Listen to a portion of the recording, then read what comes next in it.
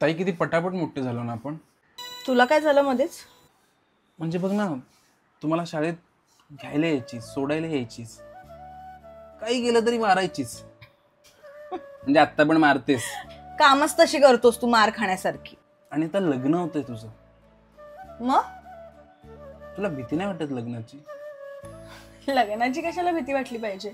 अगं लग्न किती मोठी गोष्ट आहे. म्हणजे लग्नानंतर आडनावापासून घर, माणसं, सगळं सगळं बदलेल. आम्ही असू, पण आता ते घर तुला जास्त जवळचं करावं लागणार आहे.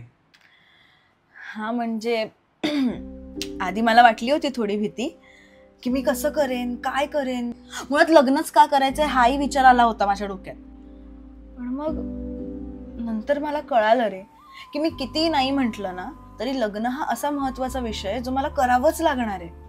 म्हणजे बघ ना, एका पॉइंट नंतर आपल्याला असं वाटतं की आपलाही एक जोडीदार असावा, आपली फॅमिली असावी, आपल्याला मुलं बाळ असावी.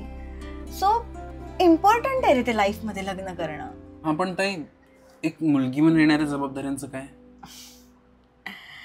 रे सोनू, कसं आहे माहितीये का, जबाबदारी ही माणसाने भीतीने नाही तर आवडीने पार पाडली पाहिजे.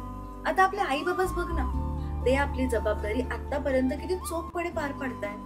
म्हणजे किती संकट आली, किती अडचणी आली तरी ते नवरा बायको म्हणून एकमेकांना आणि आई वडील म्हणून आपल्याला सांभाळून घेतले. करेक्ट. हुशार आहे माझा भाऊ. मला मिस करशील ना? ट्राय करेन. नालायक.